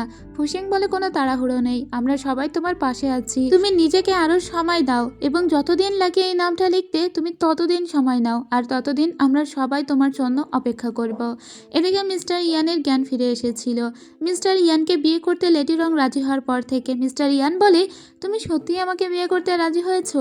তাহলে তুমি আমাকে কথা দাও যে তুমি আর কখনো ফুসেংয়ের সঙ্গে কোনো রকমের যোগাযোগ করবে না, আমাদের যখন বিয়ে হয়ে যাবে তারপর থেকে তুমি কেবলমাত্র আমাকেই মান্য করবে আর কারোর সঙ্গে কোনো যোগাযোগ করবে না। লেডি রং তখন বলে, আমি তোমাকে এই কথা দিতে পারবো না, কারণ ফুসেং এর সঙ্গে আমার এখনো কিছু আলাপ বাকি আছে আর সেই কথাগুলো ওকে আমাকে বলতেই হবে। আমাদের ভিতরে এখনো এমন কিছু সিচুয়েশন আছে যেগুলো আমাকে শেষ করতে হবে। তখন ওকে মিস্টার ইয়ান বলে, ঠিক আছে, তাহলে সেই কাজগুলো শেষ হয়ে যাওয়ার পরে তুমি ওর সঙ্গে আর কোনো যোগাযোগ করবে না। তখন লেডি রং ওই রুম থেকে বের হয়ে যায় আর একবার পিছন দিকে তাকিয়ে কি যেন একটা ভাবতে থাকে। এদিকে আমরা দেখতে পাই ইয়ানশিকে ডেকে পাঠিয়েছিল তার দাদি আর সাথে ওই ছেলেটাকে। ইয়ানশির দাদি বলে, তুমি এরকম একটা ছেলেকে মানে একটা কাজের লোককে কেন তোমার নিজের বাড়িতে রেখেছো? ইয়ানশি তখন বলে, কারণ আমি ওকে ভালোবাসি। ওর দাদি অনেক রেগেছে আর বলে, তুমি ওকে ভালোবাসো মানে তোমরা কি সবাই আমার প্রতি বিদ্রোহ শুরু করেছো নাকি? এই ছেলের সঙ্গে সম্পর্ক কখনোই আমি মানব না, তাই যদি এই বাড়ি থেকে তোমাকে বের করে দিতে হয় তবে আমি তাই দিব। ইয়ানশি বলে, ঠিক আছে, আমি ওর সাথেই বের হয়ে যাব তাহলে। এটা বলে ওর দাদির সামনে ওই ছেলেটিকে একটা কিস করে আর বলে, আমার সত্যি বলতে কিছুই চাওয়ার নেই, আমি শুধু আমার প্রিয় মানুষটার সঙ্গে ভালো থাকতে চাই। এটা বলে চলে যায়, যেটা দেখে ওর দাদিও কিন্তু মনে মনে খুশি হয়েছিল যে অন্ততপক্ষে একটা ভালোবাসার মানুষ তো তার নাতি খুঁজে পেয়েছে। যাই হোক, এদিকে লেডি রঙের বিয়ের জন্য সমস্ত কিছু সাজানো গোছানো হচ্ছিল। সন্ধ্যায় যখন লেডি রঙের বিয়ের বিষয়টা জানতে পারে তখনও দৌড়ে চলে আসে ফুসেং এর কাছে। ফুসেং বলে, কি ব্যাপার, তুমি কি কোনো কিছু বলতে চাও বা বলতে সংকোচ বোধ করছো? ও তখন বলে, লেডি রঙের বিয়ে ঠিক হয়েছে, সে মিস্টার ইয়ানের সঙ্গে বিয়ে করবে বলে সিদ্ধান্ত নিয়েছে। ফুসেং এই কথা শোনার পরে অবাক হয়ে বলে, কি, এটা হতেই পারে না। তখনই ও ঘোড়া বের করে ফেলে, ঘোড়া ছুটিয়ে সোজা চা বাগানের উদ্দেশ্যে আসতে থাকে। লেডি রং ওর সঙ্গে এরকমটা করতেই পারে না। এ যাবৎকালে ওদের যত স্মৃতি জমা হয়েছে তার সমস্তই ও কল্পনা করতে করতেই আসছিল। লেডি রং অন্য কাউকে বিয়ে করতে পারে না। এদিকে আমরা লেডি রংকে দেখতে পাই সে রাত্রেবেলায়ও চা বাগানে কাজ করছিল। কাজ করতে করতে সে দেখতে পায় যে বাগানের একটা কর্নার থেকে ফুসেং দাঁড়িয়ে আছে। ফুসেংয়ের অবস্থা দেখেও বুঝতে পারছিল ফুসেং সমস্তই জানতে পেরে গিয়েছে, তাই ও ফুসেংকে রুমের ভিতরে আসতে বলে। ফুসেং বলে, কি হয়েছে? মিস্টার ইয়ানকে নাকি তুমি বিয়ে করছো? এটা আমি মানতেই পারি না, এটা তুমি করতেই পারো না। তুমি বলেছিলে যে তুমি সারা জীবন আমার সাথেই থাকবে। ও তখন বলে, আমি কাকে বিয়ে করব কি না করব সেটা আমার ব্যাপার, তাছাড়া বিয়ের আসর থেকে তো তুমিই চলে গিয়েছিলে, তোমাকেই আমি বিয়ে করতে চেয়েছিলাম। ফুসেং তখন বলে, কিন্তু আমি বিশ্বাস করি না, যে ঘটনা ঘটে গিয়েছে সেটা তো অনেক আগেই ঘটে গিয়েছে, তারপরে আমাদের ভিতরে আর কি কোনো কিছুই ঘটেনি? তুমি কি অস্বীকার করতে চাও? লেডি রং তখন বলে, তুমি একটা ক্লোজার চাও তাই না? ঠিক আছে, আমি তোমাকে একটা ক্লোজার দিচ্ছি। এটা বলে ওকে কিস করতে থাকে। এখনো পর্যন্ত ফুসেং কনফিউজড যে লেডি রং আসলে কি বলতে চাইছে, কিন্তু এই মুহূর্তেও খুবই ডেসপারেট ছিল। ওদের ভিতরে একটা পর্দা যখন ব্যারিয়ার হয়ে দাঁড়ায়, ফুসেং ওই পর্দাটাকে সরিয়ে দিয়ে লেডি রংকে আবারও যেন খেয়ে ফেলছিল। যাই হোক, পরদিন সকালবেলা যখন ফুসেংয়ের ঘুম ভাঙে তখন সে দেখতে পায় লেডি রং ওর পাশে নেই। ওর সাথে সাথে চিন্তা হয় যে লেডি রং ওকে রেখে না জানি আবার বিয়ে করতে চলে যায়। আসলেও হয়েছেটাই, ওকে রুমের ভিতরে আটকে রেখে চলে গিয়েছে। এখানে আমরা ফোর্থ লেডিকে দেখতে পাই আর 1-1কে দেখতে পাই। ওরা ফুসেংয়ের এই অবস্থা দেখে নিজেদের ভিতরেই হাসাহাসি করছিল আর নিজেরা খেলাধুলা করে বলছিল যে আসলে এই লেডি রং খুবই হার্টলেস একটা মহিলা। এরপরে আমরা দেখতে পাই লেডি রং বিয়ের জন্য তো সাজাগোজা শুরু করে দিয়েছে, কিন্তু যে বেগারটাকে ফুসেংয়ের মাস্টারের মেয়ে নিয়ে এসেছিল সেই বেগারটা লেখার চেষ্টা করছে সেই নামটা যে ওকে এই অবস্থা করেছে। ফাইনালি সে নামটা লিখতেও পেরেছে। সাথে সাথে আমরা ম্যাজিস্ট্রেট লিয়াংকে দেখতে পাই। ম্যাজিস্ট্রেট লিয়াং এর লেখা কাগজটা নিয়ে সোজা ফুসেংয়ের উদ্দেশ্যে দৌড়াতে থাকে, যেহেতু ফুসেং এখন চা বাগানে আটকা পড়ে আছে। এদিকে মিস্টার ইয়ান অনেকক্ষণ ধরেই অ্যানসেস্ট্রাল হলে ওয়েট করছিল কখন লেডি রং আসবে। লেডি রংও ফাইনালি এসে গিয়েছে। মিস্টার ইয়ান এই দিনটার জন্যই অপেক্ষা করছিল। তো এখন লেডি রং একটু চুপচাপ দাঁড়িয়ে থাকে আর দরজার দিকে তাকিয়ে থাকে। ওর কেন জানি মনে হচ্ছিল যে এখানে হয়তোবা কেউ একটা আসবে এই বিয়েটা ভাঙতে। বিয়ের অনেকগুলো রিচুয়াল ছিল, তো বিয়ের এক পর্যায়ে যখন ওরা একে অন্যকে বউ করবে ঠিক তখনই এখানে হাজির হয়ে যায় ফুসেং। সাথে এসেছিল আরও অনেকগুলো অফিসার। তো ফুসেংকে এখানে আসতে দেখে লেডি রঙের দাদি খুবই রেগে যায় আর বলে, তুমি আমার গ্র্যান্ড ডটারের বিয়েতে কেন এখানে এসেছো, আর ভিতরে কেন তুমি এই অফিসিয়াল ড্রেস পরে এসেছো? ও তখন বলে, আমি একটা মানুষের মুখোশ খুলতে এখানে এসেছি। যে মানুষটার সঙ্গে আপনি আপনার নাতনির বিয়ে দিচ্ছেন সেই মানুষটা আসলে মিস্টার ইয়ান নয়। তারপরে সেই বেগারটাকে এখানে আনা হয় আর বলা হয় এটাই আসল মিস্টার ইয়ান। আর তারপরে ওর লেখা সেই কাগজটাও দেখানো হয় যেখানে ও একটাই নাম লিখেছিল, আর সেটা হলো ওই ইয়াও। ওই ইয়াও নামের একটা লোকই তার এই অবস্থা করেছে। আর আপনারা কি জানেন এই ওই ইয়াও মানুষটাকে? সবাই অবাক হয়ে বলে, কে এই লোক, আর ওই ইয়াওই বাকে? তখন লেডি রং বলে, যে লোককে এখানে ফুসেং নিয়ে এসেছে সেই আসল মিস্টার ইয়ান, আর যে মিস্টার ইয়ান সেজে এখন আমার সঙ্গে বিয়ে করতে চলেছিল সেই ওই ইয়াও। আপনাদের নিশ্চয়ই ওই কেজিনের কথা মনে আছে, ওই যে ওই কেজিনের স্ত্রী মাদাম ইয়াং। ওই কেজিনের আবার একটা প্রথম স্ত্রী ছিল, সেই স্ত্রীর আবার একটা ছেলে ছিল, আর সেই ছেলেই হলো ওই ইয়াও। ওই ইয়াও আসলে সবসময় রং পরিবারের উপর প্রতিশোধ নিতে চাইতো, সেজন্য সে একদিন পথ দিয়ে আসছিল, আর তার যখন মিস্টার ইয়ানের সঙ্গে দেখা হয়, মিস্টার ইয়ানের সঙ্গে সে ভালো বন্ধুত্ব করে, আর তারপরে তাকে ভুলিয়ে ভালিয়ে একটা জঙ্গলের ভিতরে নিয়ে যায় এবং পিছন থেকে কিছু ডাকাতও সে ভাড়া করে এনেছিল, আর ওই ডাকাত দলের হাতে সে মিস্টার ইয়ানকে তুলে দেয়। মিস্টার ইয়ানকে অনেক মারধর করে ওই ডাকাত দল, আর এটা ওই ইয়াওয়ের একটা প্ল্যান ছিল। এরপরে ও ভেবেছিল যে মিস্টার ইয়ান মারা গিয়েছে, এবং তখন ও নিজে মিস্টার ইয়ানের পরিচয় নিয়ে এই বাড়িতে ঢুকেছে। যেহেতু সে সুঞ্জ শহরের একজন মানুষ, এবং সুঞ্জ শহর আমাদের এখান থেকে অনেক অনেক দূরে, সেখানে যেতেই প্রায় মাসখানেক সময় লাগে, তাই আমরা ওর আসল পরিচয়টা পর্যন্ত জানতে পারিনি। এদিকে ইয়ান যখন এই কথাগুলো শুনে ও বলে, আমাকে মিথ্যাভাবে ফাঁসানো হচ্ছে, আমি তো এই লোককে চিনিই না, আমি ওকে কিছুই করিনি, আর আমি মিস্টার ইয়ান। দাদিমা, আপনার যদি বিশ্বাস না হয় তাহলে আপনি আমার ফ্যামিলিতে লোকজন পাঠিয়ে দিন, তারপরে সেখানে গিয়ে খোঁজ নিক যে আমি ওই ফ্যামিলির ইয়ং মাস্টার কিনা। দাদিমা তখন বলে, আমি আসলে তোমাদের কারো কথা বিশ্বাস করি না, ইয়ান কখনো মিথ্যা কথা বলতে পারে না। কিন্তু তখনও লেডি রং বলে, দাঁড়াও, ও যে আসলে মিস্টার ইয়ান কিনা সেটা আইডেন্টিফাই করার জন্য আমি অলরেডি লোক পাঠিয়েছি সুঞ্জ শহরে, তারা কিছুক্ষণ পরে এখানে হাজির হয়ে যাবে। তার আগে আমি তোমাদের এটাও জানিয়ে দিতে চাই, মিস্টার ইয়ান এবং তার যে কাজের লোক তারা দুজনে মিলে একদিন চা পাতা গাছ লাগাচ্ছিল, কিন্তু তারা ভুলভালভাবে লাগাচ্ছিল, আর একজন চা স্টেট থেকে আসা ছেলে যে ভুল করে চা গাছ লাগাবে সেটা আমি কখনোই মানতে পারি না। চা গাছ সবসময় উত্তর দিকে বা কোন দিকে মুখ করে জানি লাগাতে হয়, যাই হোক এ লাগাচ্ছিল তার অপোজিট দিকে। সেদিনই সন্দেহ হয়েছিল লেডি রঙের যে এই মিস্টার ইয়ান আসলেই মিস্টার ইয়ান কিনা, তাই তার পরিচয়টা আইডেন্টিফাই করার জন্য সে পাঠিয়েছিল মিস্টার চেংকে, এবং সাথে আরও একটা মহিলাকেও পাঠিয়েছিল সুঞ্জ শহরে। তো সেখান থেকে ওরাও আজকে ফিরে এসেছে। তখন আমরা একটা ফ্ল্যাশব্যাক দেখতে পাই, যেখানে আপনাদের মনে আছে যে মিস ইয়ানের কাছে একটা লেটার পাঠিয়েছিল, আর সেটা পাঠিয়েছিল লেডি রং। ওই লেটারেই লেখা ছিল সুঞ্জ শহরে যাবে এবং মিস্টার ইয়ানের পরিচয় নিয়ে একটু খোঁজ খবর নেবে, আর ওরা এতদিন সেখানেই ছিল। আর ওখান থেকে মিস্টার ইয়ানের যে সবসময় দেখাশোনা করতো সেই লোককেও নিয়ে আসা হয়েছে। সে যখন এই ইয়ানকে দেখে তখন বলে, না না, এ তো আমাদের ইয়ং মাস্টার নয়, এই লোককে তো চিনিও না। তখনই একে আটক করা হয়। আসলে ওই কানা ইয়ং মাস্টারকে দেখেই ওই লোকটি চিনতে পেরেছিল যে ওটাই ওদের আসল ইয়ং মাস্টার। তখন এই মিস্টার ইয়ান বলে, কিন্তু আমি যা করেছি তার সমস্তই তো তোমাকে বিয়ে করার জন্যই করেছি লেডি রং, আর এই কানাটাকে যদি সেদিনই মেরে ফেলতাম তাহলে আজকে আমি এভাবে এক্সপোজড হয়ে যেতাম না। হুসেন তখন বলে, তুমি তো খালি এই অন্যায়টা করনি, এছাড়া তুমি দিনকেও মেরেছো। বিয়ের দিন রাত্রে সে যে একটা বিষাক্ত ওষুধ খেয়ে ফেলেছিল সেটা তুমিই দিয়ে এসেছিলে। সে অলরেডি মারা যেত, কিন্তু মিস্টার হে তখন গিয়ে আটকা পড়ে গিয়েছিল, আর দোষটা তার উপরেই গেল। এছাড়া তুমি এটা করে ক্ষান্ত হওনি, তুমি কালো কাপড় পরে মাদাম ইয়াংয়ের সঙ্গে দেখা করতে গিয়েছিলে, যে ওই কেজিনের সেকেন্ড ওয়াইফ, তোমার সৎ মা, তুমি তাকে পর্যন্ত মেরে ফেলেছো।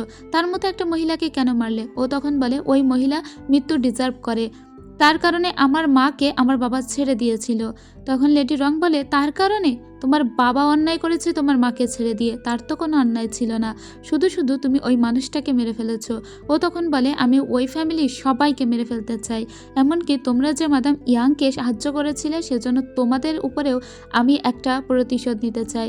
দাদিমা তখন অবাক হয়ে বলে, আমি এতদিন কালসা পুষেছি? ফুসেং তখন বলে, এবার যেহেতু তোমার সমস্ত কৃতকর্ম ফাঁস হয়ে গিয়েছে, তাই তুমি এখন থেকে জেলে বসেই মরবে, তোমাকে উদ্ধার করার জন্য আর কেউ রইল না।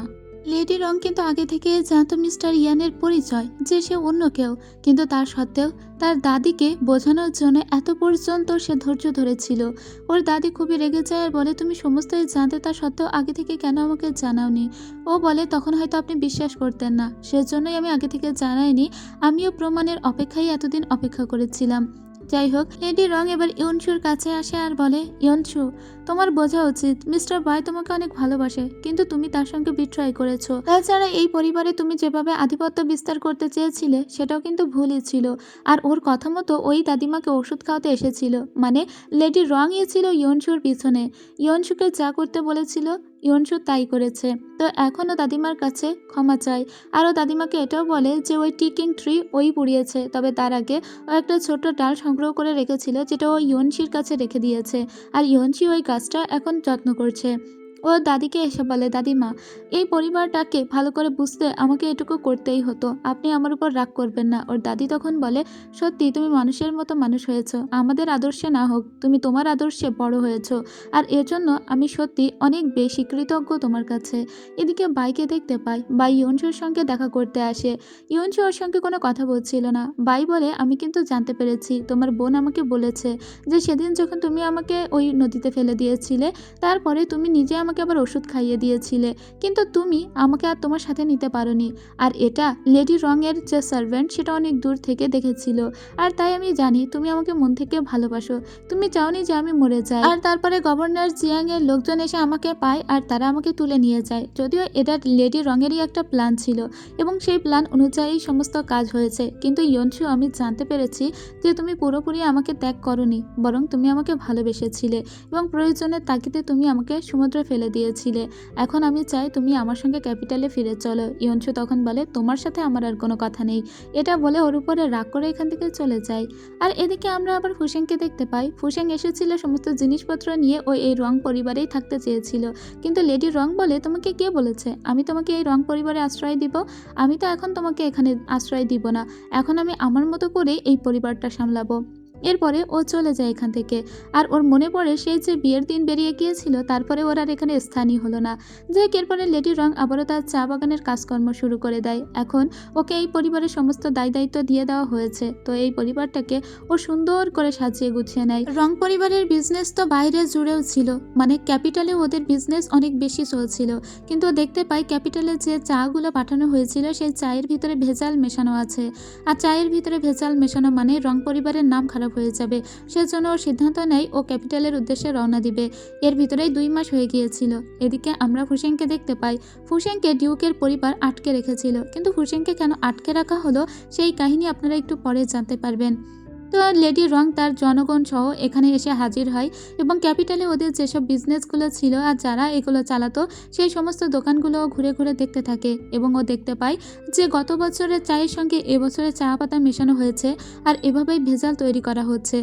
এজন্য ও খুবই রেগে যায় আর সোজা ওর বাবা যেখানে আছে সেখানে আসে। আসলে রঙের বাবা এখনো পর্যন্ত বেঁচে আছে এবং সে তার সৎ মায়ের সঙ্গে এবং তার মেয়ের সঙ্গে এখানে বসবাস করছে।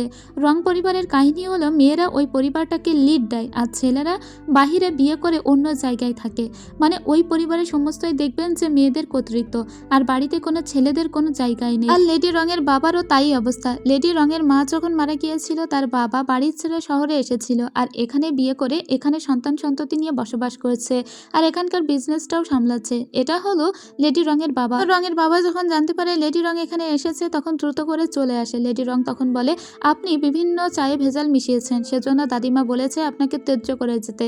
এখন থেকে আপনি আপনার নামের সাথে আর রং নামটা মানে উপাধি হিসেবে ব্যবহার করতে পারবেন না, আর তাছাড়া আপনাকে 20 বার বেতের আঘাতও দিতে বলা হয়েছে। আপনি আর কখনোই রং পরিবারে ফিরে যেতে পারবেন না। এটা বলে নিজের বাবাকেই শাস্তি দিয়ে ও ওখান থেকে বের হয়ে চলে আসে। তো বুঝতেই পারছেন রং পরিবার আসলে কতটা ক্রুয়েল। যখন কেউ অন্যায় করে তাদেরকে ছেড়ে দেওয়া হয় না, এমনকি লেডি রং নিজের বাবাকে পর্যন্ত ছেড়ে দিল না। এদিকে আমরা ডিউকের বড় বৌমাকে দেখতে পাই, এখানকার একটা পরিবার আর কি। যাই হোক, ওই ডিউকের বড় বৌমা যখন জানতে পারে এখানে লেডি রং এসেছে তখন সে তার সঙ্গে দেখা করতে আসে আর তার নিজের পরিবারে একে আহ্বান করে। লেডি রংকে তার পরিবারে আহ্বান করার পিছনে একটা কারণ আছে যেটা এখনই আপনারা জানবেন। আমরা ম্যাজিস্ট্রেট লিয়াংকে দেখতে পাই, সে লেডি রঙের সঙ্গে দেখা করতে আসে আর বলে, আমাদের মাস্টার মানে ফুসেংকে আটকে রেখেছে ডিউক। ডিউক নাকি তার বাবা, আর ডিউকের আবার একটা বড় ছেলে আছে, সেই বড় ছেলে নাকি অনেক অসুস্থ। তো এখন ডিউকের এই পরিবারটা সামলানোর মতো কেউ নেই, তাই ফুসেংকেই তার বাবা ডিউক আটকে রেখেছে। এখন লেডি রং বলে, কিন্তু আমি তো জানতাম যে ফুসেংয়ের বাবা একজন সাধারণ মৎস্যজীবী, তাহলে সে কিভাবে ডিউক হতে পারে? তখন ম্যাজিস্ট্রেট লিয়াং বলে, আপনি যদি ওই পরিবারে যান তবে সমস্তটা জানতে পারবেন। লেডি রং তখন মনে মনে ভাবে, তাহলে তো আমাকে একবার ফুসেংয়ের সঙ্গে দেখা করতে যেতেই হবে, কেনই বা তাকে আটকে রাখা হয়েছে, তাছাড়া সে ডিউকের পরিবারের ছেলেই বা কিভাবে হলো এটা আমাকে জানতে হবে। এদিকে ফুসেং তো বাড়ি থেকে বেরই হতো না, গত 2 মাস ধরে সে ঘরের কোণে নিজেকে এভাবে আবদ্ধ করে রেখেছে, খাওয়া দাওয়াটাও ভালো করে করে না। আজকে যখন ও জানতে পেরেছে যে লেডি রং ক্যাপিটালে এসেছে এবং তার বাড়িতেই আসছে, তখন ও একটু উঠে বসে আর কি। এদিকে ইয়নসু বলে, তুমি কি সত্যি ডিউকের পরিবারে যাবে? আমার মনে হয় তোমার এসবে না চড়ানোই ভালো। লেডি রং তখন বলে, না, আমাকে একবার যেতেই হবে। আমাকে দেখতে হবে ফুসেনকে দিয়ে ওরা আসলে কি করাতে চাচ্ছে। তাই আমার সমস্ত জিনিসপত্র রেডি করো, আমি যেতে চাই। আর তোমরা আমার জন্য এই ক্যাপিটালে ওয়েট করো। আমি যখন তোমাদের বলবো তখনই তোমরা ক্যাপিটাল ছেড়ে ডিউকের পরিবারে যাবে। এদিকে ডিউকের এখনকার স্ত্রীকে দেখতে পায়। লেডি রং যখন আসে তখন ডিউকের বড় বৌমা তাকে রিসিভ করে। এই হলো ডিউকের বড় বৌমা, আর এটা হলো ডিউকের বোন, যে মেয়েটির বিয়ে হয়েছিল কিন্তু ছাড়াছাড়ি হয়ে গিয়েছে, আর এখন সে এরকম বাবার পরিবারে মানে ভাইয়ের পরিবারেই থাকে। আর এটাই হলো ডিউক, মানে ফুসাংয়ের আসল বাবা, যার একটা কাহিনী আছে সেটা আপনারা পরেই জানবেন। যাক, এখানে এই ডিউকে মূলত লেডি রংকে ডেকে পাঠিয়েছে এজন্য কারণ ডিউক বারবার চাচ্ছে ফুসেংয়ের হাতে তার এবারের ডিউকত্ব তুলে দিতে, কিন্তু ফুসেং কোনোভাবেই রাজি হচ্ছে না, এমনকি এই পরিবারের দায়িত্বও নিতে রাজি হচ্ছে না। আর সেজন্য সে লেডি রংকে ডেকে পাঠিয়েছে, কারণ এই মহল্লার সবাই জানে লেডি রংয়ের সঙ্গে ফুসেংয়ের একটা সম্পর্ক ছিল, এমনকি সেটা বিয়ে পর্যন্ত গড়িয়েছিল। আর তাই ডিউক মনে করে লেডি রং যদি একবার ফুসেংকে বোঝায় তাহলে হয়তো ফুসেং রাজি হয়ে যাবে এই পরিবারের দায়িত্ব তুলে নিতে। লেডি রং তখন বলে, আপনি কোন উদ্দেশ্যে আমাকে ডেকে পাঠিয়েছেন তা আমি খুব ভালো করে জানি, তবে আমি আপনাকে একটা কথা বলে দিতে চাই, সেটা হলো রং পরিবারের মেয়েরা কখনো কারোর কোনো কথাই উঠে বসে না। আমি যেটা মনে করব সেটাই করব, আর ফুসেং যেটা মনে করবে ফুসেং নিজে সেটা করবে, কারণ এই পরিবারটা ওর। আর সে যদি মনে করে যে দায়িত্ব নিবে তাহলে নিবে, আর যদি মনে করে না তাহলে নিবে না। এরপরে যখন লেডি রং ফুসেংয়ের সঙ্গে দেখা করতে আসে, ও যখন জানতে পেরেছে যে লেডি রং এই বাড়িতেই এসেছে, তখন ও দ্রুত করে বাইরে বের হয়ে আসে এবং সোজা ওর সামনে দৌড়ে যায় আর অজ্ঞান হয়ে যায়, যেহেতু ও গত অনেকদিন ধরেই অনশন করছে। এখন ওর অনেক জ্বরও এসেছিল। লেডি রং বসে বসে ওর সেবা যত্ন করতে লাগে। ও তখন ওর হাতটা চেপে ধরে আর বলে, তুমি আমাকে কথা দাও যে তুমি এই বাড়ি ছেড়ে যাবে না। আবার মাঝরাতে ওর ঘুম ভেঙে গেলে বলে, তুমি এই বাড়ি ছেড়ে চলে যাও, না হলে ওরা তোমাকে আটকে দিবে। লেডি রং তখন বলে, লেডি রংকে আটকানোর মতো সাহস এই তল্লাটের কারণেই, আর তোমার বাবা সে কিভাবে আমাকে আটকাবে? তুমি আমাকে বলো তো যে এই লোকটি তোমার বাবা কিভাবে হলো? তুমি না বলেছিলে একজন মৎস্যজীবী তোমার বাবা, তাহলে এই লোকটি কিভাবে তোমার বাবা হতে পারে? আমাকে সমস্তই খুলে বলো। তখন ফুসেং বলতে শুরু করে, আসলে ওর মা ছিল একটা মহিলার দাসী। ছোট্টবেলা থেকে ওর মা ওই মহিলাটার দাসী হিসাবেই তাদের বাড়িতে বড় হয়েছে। তো ওই মহিলাটির যখন বিয়ে হয় তখন তার শ্বশুর বাড়িতেও তার মা দাসী হয়ে আসে, আর ওই মহিলাটির বিয়েই হয়েছিল মূলত এই ডিউকের সঙ্গে। আর এই হলো ফুসেংয়ের মা, যে মূলত ওই মহিলাটির দাসী। এবং আগেকার দিনে নতুন বউদের সঙ্গে দাসী পাঠানো হতো তা তো আপনারা জানেনই। তবে বছরের পর বছর কেটে যায়, ওই মহিলাটির কোনো সন্তান হয় না। তখন ডিউক মনে মনে ভাবে সে নতুন আরেকটা বিয়ে করবে। তখনই ডিউক সিদ্ধান্ত নেয় যে সে ফুসেংয়ের মাকেই বিয়ে করবে, মানে ওই দাসীটিকে। আর ওই দাসীটিকেই তার বাবা মানে ডিউক বিয়ে করে। আর 1 বছরের মাথায় ওদের সুন্দর একটা সন্তানও হয়। তাতে ওই মহিলা অনেক বেশি ক্ষিপ্ত হয়ে যায়, হিংসায় জ্বলে পুড়ে মরতে থাকে, ওর কাছ থেকে সন্তানটা কেড়ে নেয়, আর ফুসেংয়ের ওই মাকে মেরে ধরে ওই বাড়ি থেকে বের করে দেয়। ফুসেংয়ের মা অনেকবার বলেছিল, মাই লেডি, আমি তো আপনার সঙ্গে যে ছোট্টবেলা থেকে আছি, আপনি আমাকে এভাবে বের করে দিলেন। তারপরেও ওকে বের করে দেওয়া হয়েছিল, কিন্তু যখন ফুসেংয়ের মাকে বের করে দেওয়া হয়েছিল তখন ফুসেংয়ের মা গর্ভবতী ছিল, আর ফুসেংই ছিল তখন তার পেটে। যাক, একদিন একটা বাড়ির সামনে এসে ফুসেংয়ের মা অজ্ঞান হয়ে পড়ে যায়। ওই বাড়িতে এক দম্পতি বাস করত এবং তারা দেখতে পায় তাদের বাড়ির সামনে একটা মহিলা পড়ে আছে, আর ওই লোকটি ওই মহিলাটিকে তখন বাঁচায়। আর যে লোকটি সেদিন ফুসেংয়ের মাকে বাঁচিয়েছিল তাকেই ফুসেং এতকাল নিজের বাবা বলে মনে করেছে। ফুসেংয়ের জন্মের পরেই তার মা মারা গিয়েছিল, অর্থাৎ এই বাড়িতে যে একটা বড় ছেলে আছে, সবাই মনে করে যে ডিউকের ছেলে সেটাই আসলে ফুসেংয়ের আপন বড় ভাই। ফুসেংয়ের আপন বলতে এই দুনিয়ায় কেউ নেই ওই বড় ভাইটা ছাড়া, কিন্তু ওই বড় ভাই নিজেও জানে না ফুসেংই তার আদরের ছোট ভাই। তার মানে তার মায়ের 2টা ছেলে হয়েছিল। এখন বর্তমানে এই ফ্যামিলিতে যে ছেলেটা আছে সেটা একটা, আর ফুসেং আরেকটা। তবে তার ভাই এখন অনেক অসুস্থ, সেজন্য তার হাতে ডিউক সমস্ত মানে সম্পত্তি বা ক্ষমতা দিতে চাচ্ছে না, তাই ফুসেংকেই খুঁজে বের করেছে এবং ফুসেংয়ের হাতে সমস্ত দায়িত্ব দিতে চাচ্ছে। তবে ফুসেং এই পরিবারে কোনো দায়িত্ব নিতে চাচ্ছে না। ফুসেং পরদিন লেডি রঙের কথা মতো সোজা ওর ভাইয়ের সঙ্গে দেখা করতে যায়, কারণ এখানে আসার পর থেকে ও কখনো ওর ভাইয়ের সঙ্গে দেখা করেনি।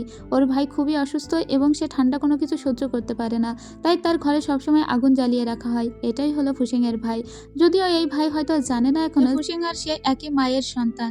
যে ফুসেং এখানে আসে আর তার ভাইয়ের অনেক টেক কেয়ার করে, ভাইকে এটা বলারও চেষ্টা করে যে আমি তোমার আপন ভাই, এমনকি একবার জোরে ভাই বলেও ডেকে উঠেছিল। এবার এই লোকটির আবার ২টা স্ত্রী আছে। একটা স্ত্রীকে আপনারা বাহিরে দেখেছেন আর এটা হলো সেকেন্ড স্ত্রী। তো এই মহিলাটি মূলত এই ছেলেটিকে দেখাশোনা করে। আর তার বড় স্ত্রীর সঙ্গে এই লোকের আবার মানে সম্পর্ক খুব একটা ভালো নয়। এই লোকের নাম হলো সেন। আর এটা হলো ওনার বড় স্ত্রী, যাকে ওই সেন আবার একটু মারধরও করে। মানে সহ্য করতে পারে না। সেনের আবার ২ ছেলে মেয়ে আছে। তো ছেলে মেয়ে দুটোও সহ্য করতে পারে না তাদের বাবাকে, মাকেই বেশি ভালোবাসে। এই লোক যেহেতু একটু অসুস্থ এবং তার পা ভাঙা বলে তার মেজাজও সবসময় চড়ে থাকে। কিন্তু সেনের প্রথম স্ত্রী খুবই ভালো। সে খুব সুন্দর করে তার স্বামীর সঙ্গে কথা বলার চেষ্টা করে। তা সত্ত্বেও তার স্বামী সবসময় তাকে নির্যাতন করে ওই সেকেন্ড স্ত্রীর কথা শুনে। রং ফ্যামিলিতে যেমন মেয়েরাই সমস্ত দায়িত্ব সামলায় এবং মেয়েদের আলাদা একটা কর্তৃত্ব আছে, এই ডিউকের ফ্যামিলিতে কিন্তু সেটা নেই। ডিউকের ফ্যামিলিতে পুরুষরাই সমস্ত দায়িত্ব সামলায় এবং নারীদেরকে এখানে অবহেলিত নিগৃহীত করে রাখা হয়। যাই হোক, এখন লেডি রং যখন এখানে আসে তখন ডিউকের এখনকার স্ত্রী বলে, আমি শুনেছি ফুসেং নাকি তোমাকে ভালোবাসে, সে তোমাকে বিয়েও করতে চায়, কিন্তু তা করতে হলে তোমাকে তো রং পরিবার ছেড়ে এখানে আসতে হবে। লেডি রং তখন বলে, রং পরিবারের মেয়েরা বিয়ে করে কখনো শ্বশুর বাড়ি যায় না, বরং স্বামীরাই তাদের সাথে রং পরিবারেই থেকে যায়। তাই আমি কখনো যদি ফুসেংকে বিয়ে করি তাহলে ফুসেংকে আমার বাড়িতে গিয়ে থাকতে হবে, আমি কখনো আপনাদের ফ্যামিলিতে এসে থাকবো না। তখন ডিউকের স্ত্রী বলে, তুমি মনে হচ্ছে একটু বেশিই কথা বলছো, মেয়েদের জন্মই হয়েছে বিয়ে করে বাচ্চা সামলানোর জন্য, কেন তারা পরিবার সামলাবে, এবং অনেক অপমান করতে থাকে। আর তখন ওই যে ডিউকের আবার একটা বোন আছে যার মানে বিয়ে ভেঙে গিয়েছিল, তারপরে সে এখানে পড়ে থাকে, সেই মহিলাটাও অনেক খারাপ ব্যবহার করতে থাকে, রংকে অনেক ছোট ছোট করে কথাও বলতে থাকে। রং তখন বলে, আপনাদের সাহস দেখে আমি অবাক হয়ে যাচ্ছি, যদিও আমি আপনাদের কিছু বলতে চাই। রং পরিবারের ব্যাপারে হয়তো আপনারা জানেন না, রং পরিবারের মেয়েদের কতটা ভ্যালু সেটাও আপনাদের জানা নেই। তারপরে ও নিজের দাসীকে বলে, যাও ১ গামলা পানি নিয়ে এসো। এরপরে সবাই অবাক হয়ে বলে, ১ গামলা পানি কি হবে? এরপরে ও নিজের দাসীকে বলে, যাও আমার সিলটা বের করো। এরপরে ওর দাসী রাজকীয় সিলটা বের করে, যেটা রাজা ওদেরকে স্বয়ং দিয়েছে। এরপরে লেডি রং বলে, এবার আপনারা বুঝলেন তো যে রং পরিবারের মূল্য কতখানি, তাদেরকে ছোট করে কথা বলা যায় না। এখন চাইলে আপনাদের মা এবং ননদ দুজনকেই আমি মেরে ফেলতে পারি, সেই পাওয়ারটা আমার আছে। তাই আপনারা কুর্নিশ করুন, তাতে যদি আমার মন গলে তাহলে আমি আপনাদের ক্ষমা করে দিব। এখানে ডিউকের যে বোন ছিল সে তাও কুর্নিশ করতে চাচ্ছিল না, কিন্তু যখন দেখে যে ডিউকের স্ত্রী কুর্নিশ করছে তখন ওই মহিলাও কুর্নিশ করতে রাজি হয়ে যায়। যদিও ওই মহিলার চোখে মুখে দাম্ভিকতা ছিল অনেক বেশি। লেডি রং বলে, মেয়েরা কেন শুধুমাত্র বিয়ে করে সংসার সামলাবে, মেয়েদের করার মতো অনেক কিছুই আছে, আর যেহেতু আপনারা বোঝেন না তাই আপনাদেরকে নতুন করে বুঝিয়ে দিচ্ছি। ডিউকের স্ত্রী একটু অসুস্থ মতো ছিল বলে লেডি রং বলে, আপনি উঠুন, কিন্তু আপনার এই ননদিনীকে একটু সাহায্য করা প্রয়োজন বলে তার দিকে পানি ছুঁড়ে মেরে দেয় আর বলে, এখন থেকে আপনি নতুন করে শুদ্ধ হয়ে উঠুন। আর রং পরিবারের মেয়েদেরকে অপমান করার আগে ৩ বার ভেবে দেখবেন যে আপনি ঠিক কার সামনে বসে আছেন আর কার সঙ্গে কথা বলছেন। এরপরে লেডি রং সোজা দেখা করতে আসে ফুসেংয়ের সঙ্গে, আর ফুসেংয়ের সঙ্গে ও একটু কোয়ালিটি টাইম স্পেন্ড করার চেষ্টা করে, ওকে একটু খুব সুন্দর করে আদর করারও চেষ্টা করে। ঠিক তখনই রুমে কেউ একটা প্রবেশ করে ওকে জানায় যে এখানকার লেডি মানে ডিউকের স্ত্রী সে অসুস্থ হয়ে পড়েছে। তাই লেডি রং তার সঙ্গে দেখা করতে আসে। হঠাৎ করে সে কেন অসুস্থ হয়ে পড়লো তা কেউ বুঝতে পারে না। যাই হোক, এখন তার বড় বৌমাই তার সবসময় দেখাশোনা করছিল। এদিকে আমরা তার বড় ছেলেকে দেখতে পাই। বড় ছেলে মানে ডিউকের বড় ছেলে। ডিউকের বড় ছেলের পায়ে সমস্যা ছিল, ওর নাম হলো সেন। সেনের কাছে তখন ওর ফুপি আসে আর বলে, তোমার পায়ে যেহেতু ব্যথা তাই তোমার জন্য আমি একটা টনিক নিয়ে এসেছি, ওই টনিকটা লাগিয়ে দিয়ে চলে যায়। এদিকে আবারও ফুসেংয়ের সঙ্গে দেখা করতে আসে লেডি রং, আর লেডি রংকে ফুসেং বলে, আজকে রাত্রে আমি তোমার সঙ্গে দেখা করব, আমি আমার ভাইয়ের সঙ্গে দেখা করে এসে তারপর তুমি আমার জন্য ওয়েট করো। এরপরে ও নিজের ভাইয়ের সঙ্গে দেখা করতে আসে। ওর ভাইকেও বলার চেষ্টা করে যে আমি তোমার আপন ছোট ভাই, কিন্তু কথাটা এত সহজ নয় বলা, এজন্য বলে উঠতে পারে না। আবার এর ভাইয়ের হুটহাট মেজাজও খারাপ হতো, আর সে তার প্রথম স্ত্রীর সঙ্গে অনেক খারাপ ব্যবহারও করতো মাঝে মাঝে। আজকেও যেমন এখানে ঠাস করে একটা চর বসিয়ে দেয়। আর এসব দেখার কারণে তার ছেলেমেয়েরা তার বাবাকে সহ্য করতে পারতো না আর মাকে বেশি ভালোবাসতো।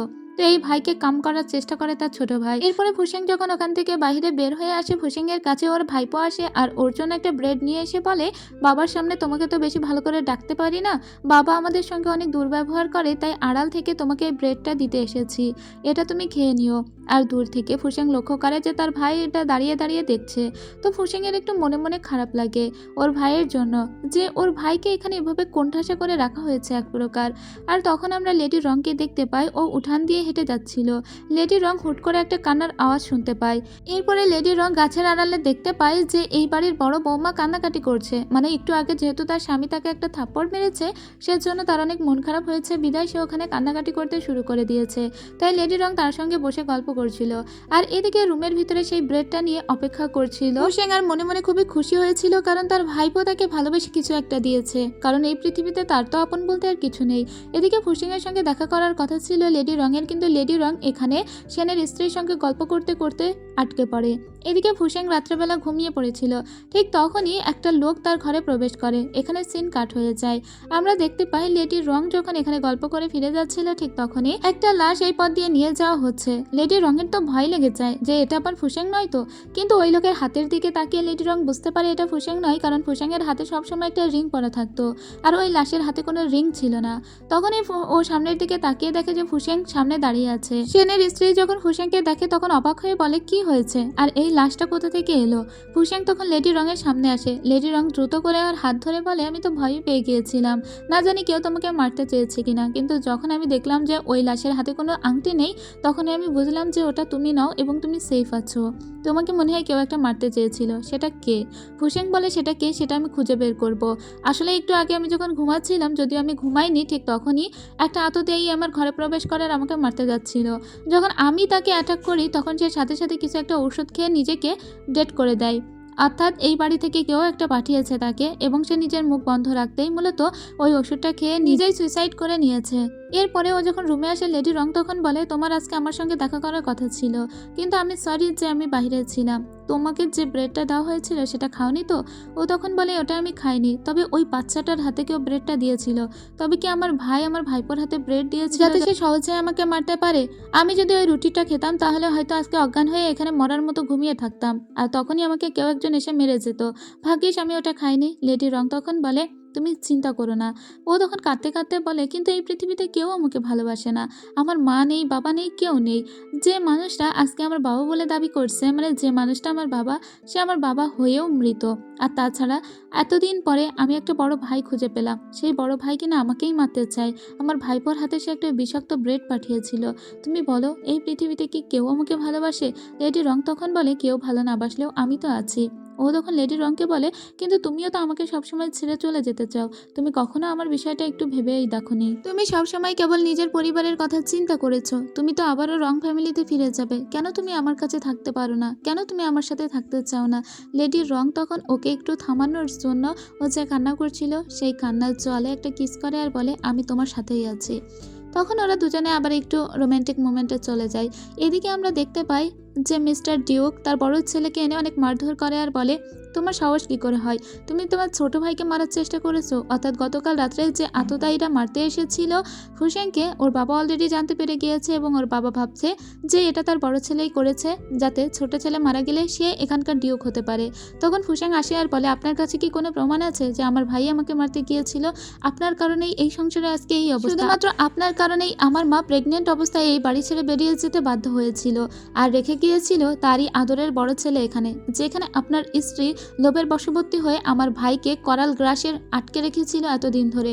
অথচ আমার ভাইটা জানেই না যে সে আমার আপন ভাই, আর আজকে কিনা আপনি তাকেই দোষী করছেন যে সে তার ছোট ভাইকে মারতে গিয়েছিল। আন্দাজে না জেনে শুনে কথা বলবেন না, আমার তো মনে হচ্ছে আপনি আমাকেই মারার জন্য লোক পাঠিয়েছিলেন। এসব বলে ওর বাবাকে চরম অপমান করে ওখান থেকে চলে আসে, কারণ ওর বাবা না হতে পেরেছে একজন ভালো স্বামী আর না হতে পেরেছে একজন ভালো বাবা। এরপরে সেনের সেকেন্ড ওয়াইফ এখানে আসে একটা টনিক নিয়ে আর বলে এটা আপনি খেয়ে নিন। ওটা ছিল একটা স্যুপের মতো। তখন ও ওই স্যুপটা ধরে খেয়ে নেয় এবং ওর স্ত্রী ওর দিকে একবার তাকিয়ে এখান থেকে চলে যায়। মনে হয় স্যুপের ভিতরে কিছু একটা মেশানো ছিল, যদিও ফুসেং এটা বুঝতে পারে না। ফুসেং ওর ভাইয়ের কাছে জিজ্ঞেস করে যে সত্যি কি তুমি আমাকে মারতে চেয়েছিলে? ওর ভাই তখন বলে তুমি বিশ্বাস করো আমি তোমাকে মারার জন্য কোনো লোক পাঠাইনি।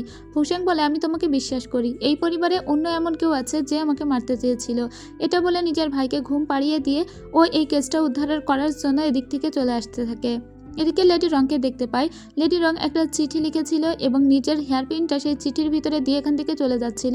তখন ফুসেং ওটা দেখতে পায় এবং বলে তুমি আমাকে ছেড়ে চলে যাচ্ছ। ঠিক সেই মুহূর্তে এখানে একজন প্রহরী প্রবেশ করে আর বলে যে সেন নাকি মারা গিয়েছে, অর্থাৎ ফুসেংয়ের বড় ভাই মারা গিয়েছে। হুট হুট করে সে মারা কিভাবে গেল? ফুসেং দ্রুত করে এখানে চলে আসে তার ভাইয়ের লাশটা দেখতে। এসেই সে কাঁদতে থাকে, কারণ গতকাল রাতেই সে তার ভাইয়ের সঙ্গে অনেক সময় কাটিয়েছে, আর আজকেই সেই ভাই এই দুনিয়া ছেড়ে চলে গিয়েছে এটাও মানতেই পারছে না। ও তখন বলছে যে বা যারা গতকাল আমার ভাইয়ের সঙ্গে ছিল তারা সবাইকে সামনে আসতে বলা হোক এবং তাদের সবাইকে সে একটা একটা করে কোশ্চেন করবে। কিন্তু এখানে আমরা দেখতে পাই যে স্যুপটা দিয়েছিল গতকাল রাত্রে, অর্থাৎ সেনের সেকেন্ড ওয়াইফ, তাকে বেশি দোষারোপ করা হচ্ছিল, কারণ ওই স্যুপের ভিতরে কিছু একটা মেশানো ছিল। তখন ওই সেকেন্ড ওয়াইফ বলে, আমি স্যুপটা দিয়েছিলাম ঠিকই, কিন্তু ওই স্যুপটা আমি বানাইনি, ওই স্যুপটা ফুপু আম্মা বানিয়েছে। আমার মনে হয় সেই কোনো কারসাজি করেছে, আমি আমার স্বামীকে কেন মারতে যাব? তখন এই ফুপু আম্মাকে দেখানো হয় ফুপু আম্মা আসলেই একটু ইদানিং সেনের কাছাকাছি বেশি ঘুরছিল এবং সে চাচ্ছিল সেনকে মারতে। সে বলে, আমি কেন সেনকে মারতে যাব? আমি সেনকে মারতে যাইনি, আমি ওই টনিকটা নিজে বানিয়েছি এটা ঠিক, কিন্তু ওটা আমি আমার মায়ের কাছ থেকে এনেছিলাম।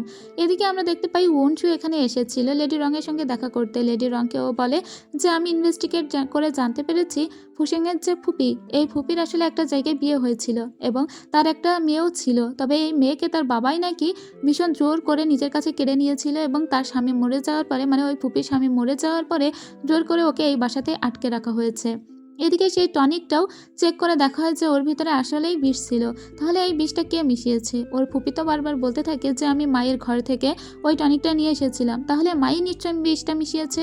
অর্থাৎ সে এখন সমস্ত দোষ তার মায়ের উপরে চাপিয়ে দিতে চাইছে। অর্থাৎ এই মহিলা কিন্তু নিজেই বিষটা মিশিয়েছে, কিন্তু এখন নিজের পেট বাঁচানোর জন্য সে তার মায়ের উপর দোষ চাপাচ্ছে। সে আসলে তার বাবা এবং ভাই কাউকে সহ্য করতে পারে না। সে এই পরিবারের চরম একটা পতন চায়, আর সেজন্যই মূলত সে তার বড় ভাইকে মেরেছে। কিছুক্ষণ পরে তার মা এখানে প্রবেশ করে।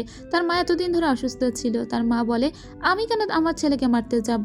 যদিও এই মা হচ্ছে কিন্তু এখানকার আরেকটা সৎ স্ত্রী, এর কোনো আলাদা সন্তান নেই। ঠিক তখনই লেডি রং এখানে প্রবেশ করে আর বলে, ডিউকের স্ত্রী তো মারেনি সেনকে, সেনকে মেরেছে তার ফুপি, আপনিই মেরেছেন, কারণ আপনি সবসময় প্রতিশোধ নিতে চেয়েছিলেন। আপনার একটা মেয়ে আছে, সেই মেয়েকে আপনার ভাই এবং আপনার ভাইপো কেড়ে নিয়েছিল, আর সেই জন্যই আপনি মূলত চেয়েছিলেন আপনার বাবাও মারা যাক আর আপনার এই ভাইপোও মারা যাক, আর সেজন্যই আপনি সেনকে মেরে ফেলেছেন। আসলেই তাই হয়েছে। আর এদিকে এই সব ফ্যামিলির জরাজীর্ণতায় অসুস্থ হয়ে পড়ে ডিউক। ডিউক তখন ভাবতে থাকে, যেহেতু আমার বড় ছেলে মারা গিয়েছে, তাই এখন ফুসেংয়ের হাতেই এই পরিবারের দায়িত্ব আমি তুলে দেব। আর ফুসেংয়ের তো কিছুই করার ছিল না, কারণ সেকেন্ড ডিউকটা ওকেই হতে হবে। তো ওকে একবার পিছন থেকে জড়িয়ে ধরে তখন লেডির রং আর বলে, আমি এখান থেকে চলে যাব, তুমি তোমার দায়িত্ব পালন করো। এদিকে আমরা সেই ফুপিকে দেখতে পাই। ফুপিকে নির্বাসন দেওয়া হয়েছিল, কিন্তু একবার যাওয়ার আগে সে তার মেয়েকে বলে, তুমি আমাকে আন্টি বলেই ডেকো, কখনো আমার মতো খারাপ ঘাতিনি মানুষকে তোমাকে মা বলে ডাকতে হবে না। আসলে ওই মেয়েটিকে দীর্ঘদিন ধরে সেনের বড় স্ত্রী নিজের মেয়ের মতো করে মানুষ করছে। যাই হোক, এখন ডিউককে দেখতে পাই। ডিউকের চারপাশ থেকে লোকজন সব সরে গিয়েছিল, এখন শুধুমাত্র ফুসেংই আছে যে এই ফ্যামিলির সমস্ত দায় দায়িত্ব নিতে পারে। আর ফুসেং সেই দায় দায়িত্ব নিয়েছিল ঠিকই, কিন্তু সে দায় দায়িত্ব নেওয়ার পরে এখান থেকে লেডির রং চলে গিয়েছিল, মানে সে এই ফ্যামিলিতে তো থাকবে না, তাকে নিজের ফ্যামিলিতে চলে যেতে হবে। তবে লেডি রং যাওয়ার আগে একবার সেনের বড় স্ত্রীকে বলে যায়, সেদিন যে আসলে ফুসেংকে মারতে চেয়েছিল সেটা আমি জানি, আর কেউ নয়, সেটা ছিলে তুমি, কারণ তুমি চেয়েছিলে তোমার স্বামী এখানকার ডিউক হোক, আর তোমার স্বামী না হতে পারলে তুমি হবে, কিন্তু ফুসেং যাতে না হতে পারে। তখন এই মহিলা বলে, আপনি সত্যি সমস্ত কিছু দেখতে পান, কিন্তু আপনি তাহলে কথাটা চেপে গিয়েছিলেন কেন? তখন লেডি রং বলে, আমিও চাই নারীরা নেতৃত্ব দিক, আপনাদের পরিবারে সত্যিই একজন নারী নেত্রীর অভাব, আর এজন্যই মূলত আমি কথাটা চেপে গিয়েছিলাম।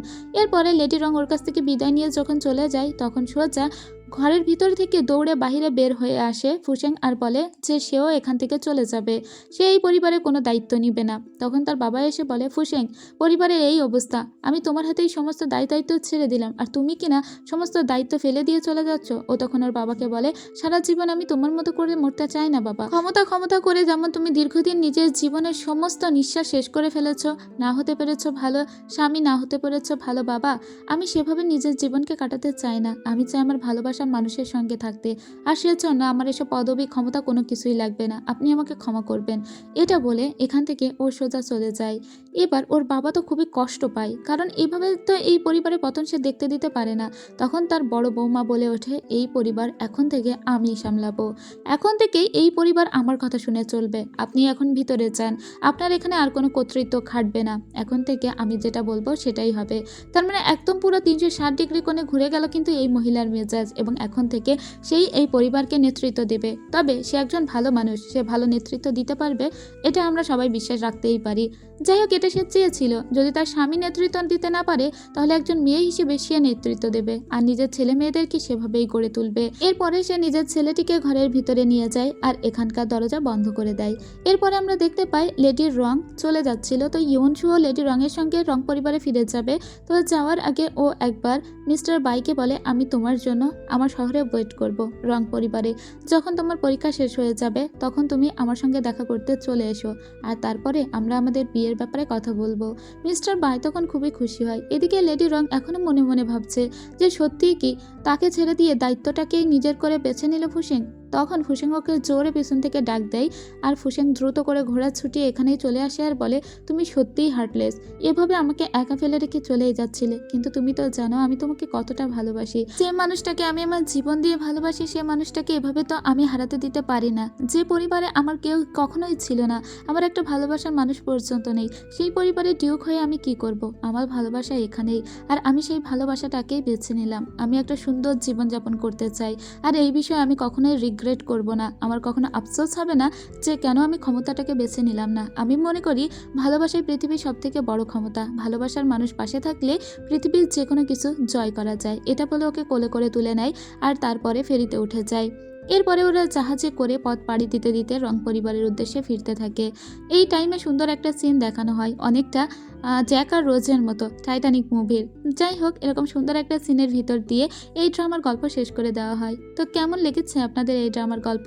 আমার কিন্তু এই ড্রামার গল্প খুবই ভালো লেগেছে। মিং হা আমার খুবই পছন্দের একজন অভিনেতা। যতবারই ওকে স্ক্রিনে দেখেছি ততবার অবাক পলকে তাকিয়ে থেকেছি। গল্পটা আপনাদের কেমন লেগেছে অবশ্যই লাইক কমেন্ট করে জানাবেন। আজ এ পর্যন্তই, দেখা হবে পরের কোনো গল্প।